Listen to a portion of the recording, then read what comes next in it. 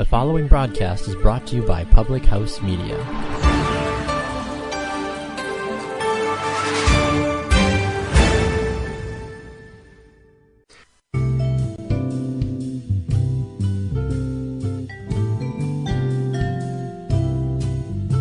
Why is a track team so talkative? Because they're always discus-ing. Welcome to Completely Serious. That saying, it seemed more of a joke than a saying, and I'm not sure if that one counts or not. Anywho, it was sent in by Gary, Battle of the Sheffields. Gary, maybe you should think about changing your middle name. It's a little long. I'm Ryan Piers, your host of Completely Serious, which isn't important. You didn't click on this podcast because you saw my name as the host. You clicked on this podcast because you saw the name of the guest, and you were like, yes, today's the day I'm going to learn about Tim Calderwood, because that is who we have on our podcast today, thankfully, because if we had somebody else on our podcast, you'd be a little bit confused because Tim's name's on the podcast, and if he wasn't here, it'd be weird. Anyway, Tim is the man behind the mic, the voice, the play-by-play broadcaster for the Boomers of Schaumburg. He's also the sports director at Benedictine University. Am I accurate with all of that, Tim? Pretty darn close, yeah. What percentage? 90%, 95? You're the sports information director. I said sports director, didn't I? Yep. See, there you go. Now you're 100% on. Tim, thanks for joining me. Wanted to start off with your nickname. From what my producer tells me, it's Popcorn. Am I right? I might need to get a new producer if I'm not right. You do not need to get a new producer. That's correct, yeah. Do you have any popcorn for me as my fee for appearing on the show today? Yes, you'll be getting a package of that Orville Redenbacher stuff in the mail that I can get from the store for about 50 cents. You will be getting that, I promise. Beautiful. How does one get the nickname Popcorn? Because I find that people are often given nicknames of things they might look like or maybe even smell like. But I've met you in person many a times, and not at one point did I think you look like, which would be bizarre and probably impossible, or smell, which would actually be rather delightful, like popcorn. So how did that happen? Are you sure my hair doesn't have a little bit of a popcorn kernel shape to it? Okay, all right. I can see the little curl with the front. No, it actually came in grad school. We're having a little gathering involving adult beverages and cards. The very first night that we were there, and there was a bowl of popcorn at the other end of the table, and I apparently was hungry and decided that I needed to dive across the table to get to it and knocked everything off the table. So they said, we're calling you Popcorn, and it stuck. It's a great nickname. Was it cheese popcorn? Was it caramel corn? Was it regular popcorn? I'm pretty sure it was that Orville Redenbacher 50-cent variety you're going to send me for this appearance. Bingo. Hey, I don't blame you. I would have done the same thing, but I'm glad. I think it's a great nickname, and I think it fits if you're a big fan of popcorn, which I think most people probably are. So that's a great one to have, I think. Okay. I'm a big fan of popcorn, obviously, which is why it's my nickname. The Schaumburg Boomers, earlier this month, won the Frontier League Championship. I noticed from internet pictures that you were popping bottles and hanging out with models afterwards. What was that experience like?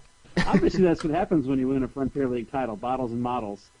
I mean, it was the third one that the Boomers have won, so that was cool. I mean, they're the first team in league history to win 3 championships, and it's happened in only 6 years, which is really cool. I think that every championship you're part of is a different experience. I think it's something you have to be part of once, to be honest with you. When you're in the broadcast business, there's no better feeling than being part of a winning product, and one that especially has the opportunity to win it all, as we've happened now 3 years during my time in Schaumburg. I mean, it's really hard to put into words right now because it's so fresh. You know, it's one of those things that you need a couple of months to kind of decompress to really appreciate everything that happened. But I can tell you from the first 2 championships that it was a totally different feeling when you wrapped around to the next year. How good was this team? I feel like you have to be a really good squad to win in a competitive league like the Frontier League. Best team wire to wire in the Frontier League. Best record in the league. Set a single season team record for wins. Had a chance to match the league record for wins in the last week of the year. And to me, the crazy part of this team was that they went through a little bit of adversity in the sense that their opening day starter got signed by the Mets. They had a guy who was hitting over 400 for over half the year. He got signed right after the All-Star break by the Diamondbacks. And those are two huge holes that you don't usually just fill. I mean, usually you see a drop-off from a team who loses players like that, and obviously that's why they're in it, to have those opportunities. But in a lot of cases, there's a drop-off, and credit to the team and the players that Jamie Bennett's manager was able to bring in. They bought in right away, guys that hadn't been there all year and didn't have any idea who those players were. Seth Spivey and Gunnar Kynes is who I'm speaking of. Sure. They had no idea who those guys were, and they just said, you know what, we're part of something that's working. So this team is clearly a well-knit group, and they were all year, and they just jumped right in as if they had been there all year, which was crazy. Take me into the locker room afterwards. So few of us get to experience a championship celebration. What was that like to see those guys celebrate and enjoy themselves? Guys that you've come to know pretty well over the course of the year. It's fun to kind of see it all come to an end, if that makes sense. Like, I mean, these guys put so much effort into it during the season, which was 96 games long, starting in May, and backing up even further to that during spring training into April. And just to see them finally be able to let loose and kind of have that deep sigh of relief and, everybody had their own way of kind of enjoying it. It was fun. We actually went on the road, and I went down on the field and was down on the field for about 45 minutes or so doing a live post-game show, just grabbing guys left and right. And seeing the true emotion, I think, is the coolest thing to me about it. And multiple guys told me throughout the year that they were not necessarily going to work. They were just going to hang out with some of their best friends. And you really got that feeling on the field, which was kind of cool. The feeling is a good feeling, I think. Did you go anywhere fun after, like Disney World, or did you have to go back to work because you work multiple sports jobs? Does Dave & Buster's count? It does. Not quite Disney World. I think some would actually say maybe better than Disney World. It's like Disney World, but better food. In less lines. More syllables than Disney World as well. No, we had we won in Florence, Kentucky, so we had a nice little post-game event at the Dave & Buster's in Florence, Kentucky, and we were there to close it down. And then the reward for that was jumping on the bus and driving 6 hours home after celebrating. So, describe what you do as an SID, because we have had baseball guys on the show, we've had hockey guys, we've even had a football guy on this podcast, but we've never had a real live sports information director. What's your typical day like? I'm real and I'm live, I'll tell you that. Every day is different. I think the unique thing about it is throughout the course of the year, I get, 22 sports to work with. Wow. So you got to kind of learn the lingo and the ins and outs of everything. And every day is different depending on if the team's home or away. You got to make sure that your opponents have everything. You got to make sure that stories get written and stats get uploaded online and all that kind of stuff, too. I would imagine you work about 40 hours a week and always have your weekends off. Oh, absolutely. Saturdays are fun, let me tell you, when every single team you have on the repertoire in the fall and in the spring especially play every Saturday. Oh, my goodness. So. How's that possible? How do you go? Because your hours on the weekends, especially Saturdays, are so crazy. I don't think people quite understand how much a sports information director works during a weekend, during a week span. How do you balance and go back and forth between potentially 7-8 teams playing in one day? Well, I'll tell you that Sunday in the fall is my holy day. Sunday's my leave me the heck alone day. I'm doing nothing. And Fridays you just kind of play around it, I guess, more than anything else. So you usually take things a little lighter on Friday, completely off on Sunday, knowing that Saturday is going to be a full day. And it really depends on the Saturday. There have been years where you've had a triple header, for example, where football's at home at 1 o'clock in the afternoon, and then you've got a soccer doubleheader at 5 and 7:30 or something. So you're talking about getting there from 10 o'clock in the morning and being there until 11 o'clock at night. It's a lot of hours, but I think it's just kind of something you learn to deal with a little bit. And honestly, in a lot of cases, while you're tired at the end of the day, it never feels like you're actually working that long. You're never like, oh my gosh, this day's never going to end. It's just so much is going on, you stay so busy, you kind of forget about the amount of time that you're actually doing stuff. Everybody listening now feels guilty about complaining about the amount of hours they work. Nicely done. No, that is a ton of work to do. You're guilty. I am guilty. I feel guilty for complaining about the 4 hours I work on Saturdays sometimes. Anyway, what is your favorite sports to cover? not counting baseball. And then on the flip side, what is your least favorite sport to cover? And part 3 of this question is to why to both parts 1 and 2, if that makes sense. You're loading it all in on me. Well, baseball is obviously number 1, but since you've disqualified that, I did. College basketball is number 2, and honestly, I'll throw in a sport that I had no idea, didn't know a single thing about until Benedictine added it a few years ago: lacrosse, specifically men's lacrosse, which quickly became one of the coolest sports that I've been a part of. I mean, it's like hockey, soccer, basketball, kind of all thrown into one. It's really fast. It's really physical, which is cool. So I guess you got that element of football and hockey mixed in with the physicality of it. Sure. Things just happen so quick, and that's, I think, what's cool. And I mean, basketball for me is just it's tough to match that excitement during basketball season. It's kind of the only thing going on in the winter, which is always nice as well. I don't know a thing about golf. I like golf and I don't like golf. I like golf because it's a low-maintenance sport. I don't like golf because I don't know a whole lot about it. But there's also, not a lot that I can do as it relates to it. It's kind of player A shot a 76, player Sure. B shot a 79. So there's that side of things. And then just, slower-paced sports. I'm not a fan of I'm just going to say soccer in general. I mean, it's not that I don't like soccer, because like I said, you work with 22 sports, you get a feel for all of them.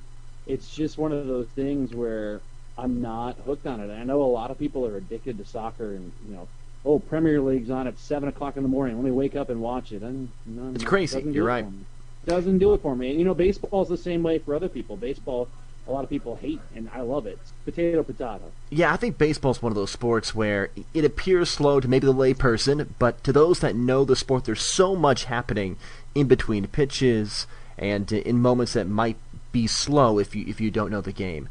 Now, you are a great baseball mind, maybe one of the greatest, and I want to talk MLB playoffs.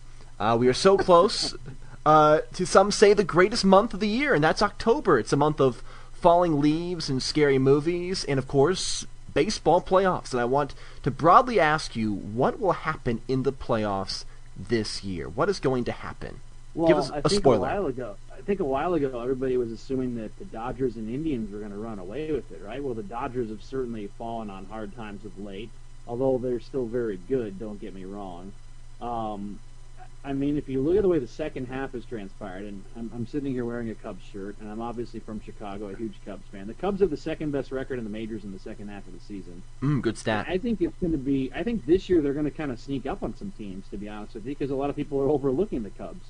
Now the question is, can they pitch in October? And that's the question. And the other question is, will it feel like October? I mean, right now it's September 26th, and it's 95 degrees outside. I mean, come on.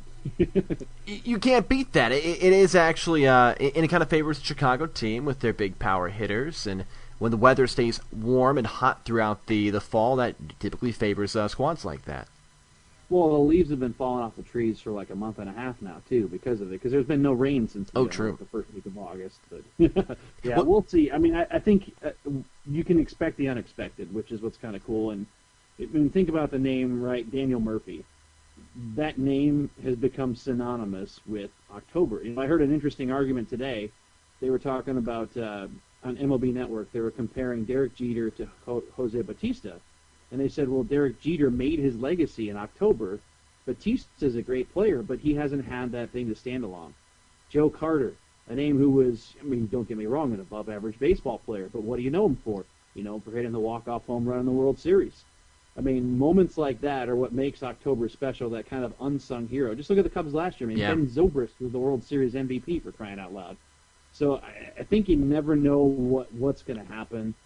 I actually kind of look forward to seeing Dusty Baker take on the Cubs in the first round. That would be entertaining, to say the least. But I think it'll be fun, and I think it's going to be close. I don't think there's going to be a lot of blowouts. Yeah, so many intriguing matchups. I think that Cubs versus Washington one, and the Dusty Baker storyline is maybe one of the best points about that series, and how he will do against his old team. It'll be a lot of fun. Who's your sleeper team? And you kind of brought up the Cubs a little bit. In other words, when I go to Vegas, who should I put money on to do well in the playoffs? The Red Sox. Why so? I just got a feeling.